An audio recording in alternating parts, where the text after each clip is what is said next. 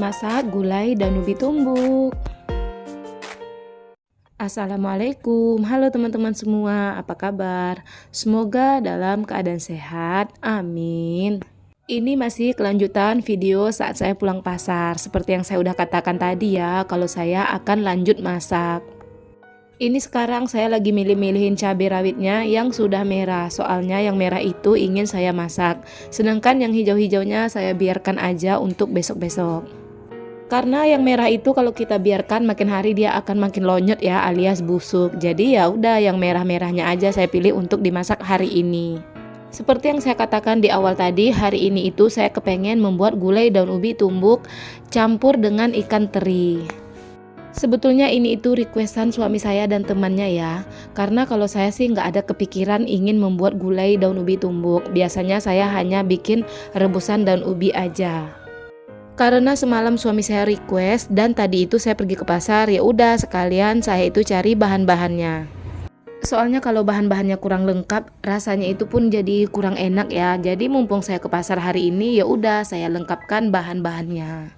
Sebetulnya bahan yang paling penting itu ialah bunga kencong. Kalau pakai bunga kencong rasanya itu jauh lebih enak ya. Saya itu ada pohon kencong di belakang rumah tapi belum ada berbunga. Dan sekarang saya lanjut ingin ke belakang rumah untuk mencari terong rimbang. Kalau untuk daun singkong, terong rimbang saya itu nggak harus beli ya. Soalnya saya bisa cari-cari di belakang rumah atau di samping rumah aja. Di sini saya itu kelihatan sepertinya jauh sekali ya, padahal ini tuh nggak jauh dari belakang rumah. HP-nya saat merekam saya tinggalkan aja di belakang rumah, saya biarkan dia merekam seperti itu. Tapi pas saya cek ternyata saya itu kelihatannya kecil sekali. Mudah-mudahan teman-teman bisa melihat saya ya.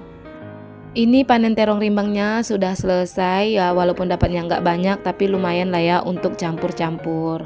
Dan sekarang lanjut untuk panen daun singkong di samping rumah. Ini itu udah keseringan saya panen ya. Saking seringnya saya panen, dia itu tunasnya udah nggak begitu tua lagi. Soalnya 1 kali seminggu patahin, 1 kali seminggu patahin. Tadi saya lihat tunasnya itu masih kecil yang tumbuh, tapi ya udahlah ya saya ambil aja. Sebetulnya ada ya di tempat lain untuk ngambil daun singkong, tapi karena saya itu malas pergi jauh-jauh, jadi saya ambil yang dekat rumah aja. Walaupun tunasnya itu belum terlalu besar ya, soalnya masih baru tumbuh, kemarin saya juga baru ambil.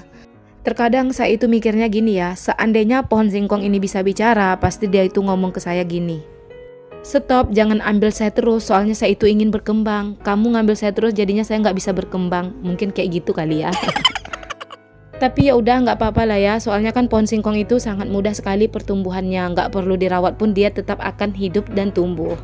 Di sini saya juga sambil patah-patahin pohon singkong yang udah terlalu tinggi. Soalnya kalau di sini itu tinggi, bagian jendela dapur saya kan dekat dari sini ya. Kalau dibuka itu di dapur agak sedikit gelap. Makanya pohon singkong yang bagian sini saya patah-patahkan agar terang pas masuk ke dapur. Ini ambil daun singkongnya udah selesai, sekarang ayo kita langsung eksekusi di rumah.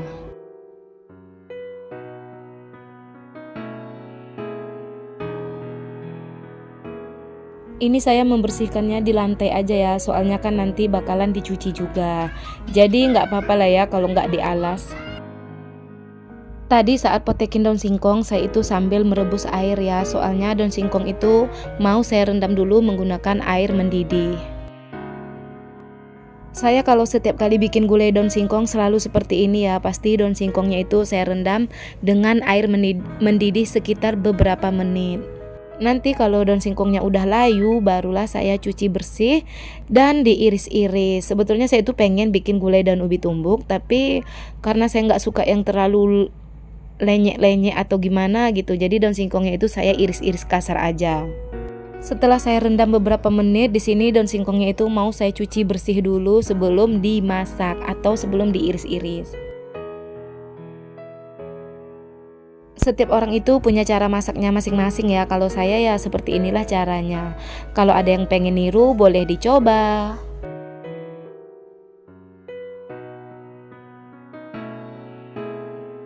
Di sini tadi bahan-bahannya sudah saya siapkan dan sudah saya blender.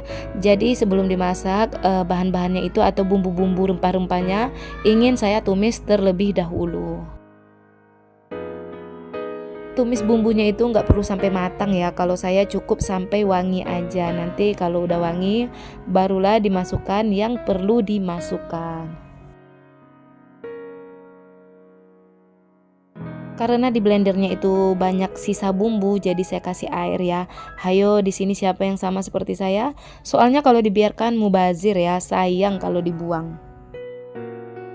Singkat cerita, ini bumbunya udah lumayan wangi, jadi saya masukkan perdaunan seperti daun salam, daun jeruk, daun lengkuas. Daun lengkuas, emang ada ya daun lengkuas? Maksudnya lengkuas, serai, dan tadi juga bunga kencong, terus terong rimbang. Ini daun singkongnya udah saya cuci ya teman-teman ya. Nih, tadi saya rendam pakai air panas. Sekarang udah dicuci, udah dibilas beberapa kali, nanti baru diiris.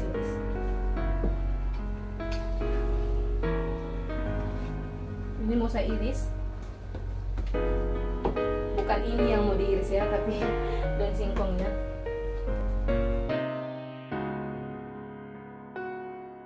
Oh ya, jangan salfok ya, ini semuanya saya kutip yang jatuh-jatuh, soalnya nanti bakalan saya cuci sekali lagi sebelum dimasukkan ke dalam santannya. Kenapa saya jelaskan? Terkadang saya itu kan saat nyuci masakan enggak saya rekam ya. Jadi terkadang nanti ada yang komen, itu enggak dicuci dulu. Itu yang jatuh-jatuh di meja kok dikutip, dicuci enggak sih? Soalnya kemarin-kemarin atau video beberapa tahun yang lalu, saya itu sering seperti itu ya. Saya itu enggak ngerekam saat menyuci, main cemplung-cemplung aja atau main masak aja. Jadi banyak yang komen seperti itu. Makanya ambil pelajaran dari video yang sudah-sudah, saya itu selalu menjelaskan di setiap video saya.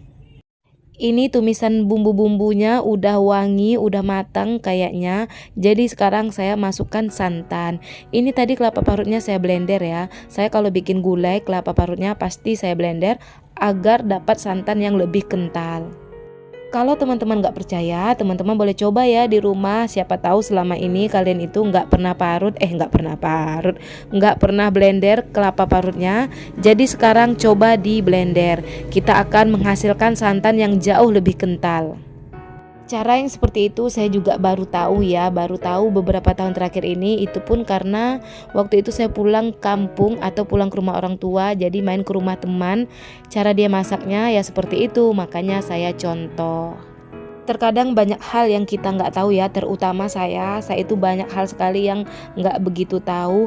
Tapi karena saya sering nonton YouTube atau sesekali main ke rumah teman, jadinya hal yang tidak pernah saya lakukan akhirnya saya lakukan.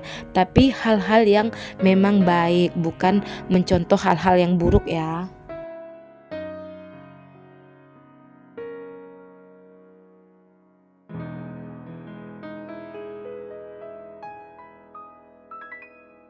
Singkat cerita, ini santannya itu udah mendidih dan bisa dibilang separuh matang lah ya. Karena daun singkong itu kan tadi udah saya rendam pakai air panas dan udah nggak begitu keras lagi. Jadi udah separuh matang atau udah hampir matang, barulah saya masukkan daun singkongnya. Soalnya tadi sebelum saya masukkan daun singkong, yang ada di dalam itu hanya daun kencong, bukan daun kencong sih, tapi bunga kencong, terong rimbang, dan ikan teri. Setelah mereka semua menyatu padu menjadi satu, intinya setelah mereka itu hampir matang, barulah saya masukkan daun singkongnya. Dan di sini saya juga tadi menambahkan garam, terus roiko, tapi saya tidak memasukkan penyedap rasa.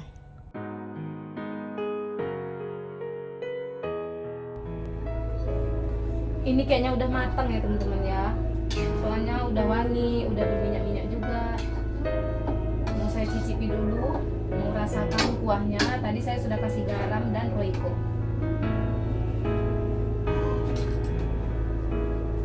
Ini saya ambil sendok untuk mencicipi. Bismillahirrahmanirrahim.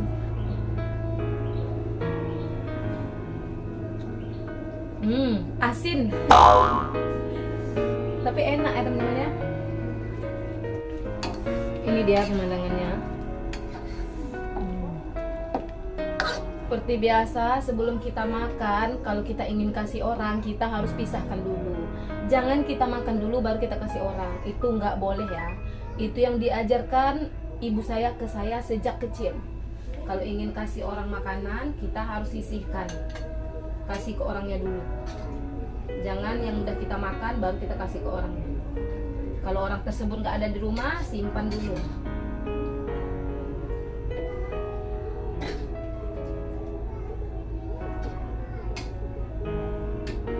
Aduh.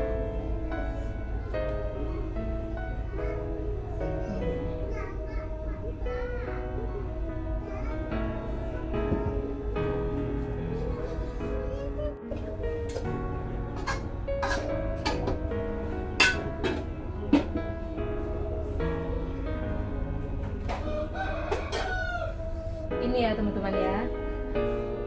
Ini ya teman-teman ya, gulainya udah matang. Ini rencananya tadi kan saya mau minta tolong suami untuk antarkan ke temannya yang pengen, tapi setelah saya cek kapalnya itu nggak ada. Soalnya temannya yang mau itu orang kapal ya, jadi kapalnya itu nggak ada.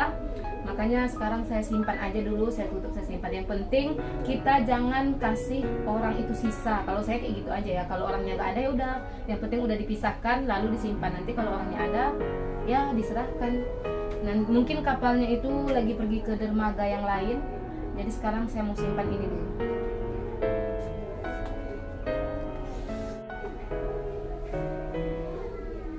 Kayak gitu aja ya teman-teman ya kegiatan saya hari ini, dari belanja ke pasar terus masak. Tapi nanti videonya itu saya bagi dua. Jangan lupa ya teman-teman ya untuk like, comment, dan subscribe. Jika ada kritik dan sarannya teman-teman boleh tulis di kolom komentar. Bye bye.